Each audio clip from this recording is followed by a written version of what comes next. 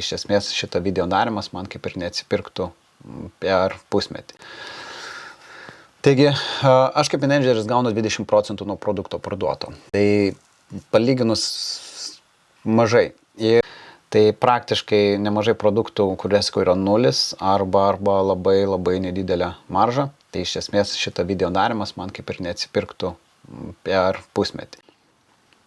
Kiek procentų man reikia pasiekti, kad 600 taškų, tai reiškia, turi būti 600, per 600, jeigu padarau 600 eurų apyvartą arba pirkimą už tokią sumą, aš tada gaunu su 30%. Tai iš esmės man labai apsimoka tada pirkti iš karto už 600 eurų produkcijos ir sandėliuotis pas save. Nėra noro investuoti tiek daug šiai dienai į produktus, ypač kai jie labai banguojančiai perka, bet turbūt nori, kad tai žinai, tas video yra, kad mes galėtume truputėlį apsišviesti vis dėlto, kaip čia tai atrodo ir kodėl tai yra. Kiti pirkimai dar būčiau pradėjęs ir truputėlį uždirbti, kas galėtume finansuoti šito video kūrimą laiko.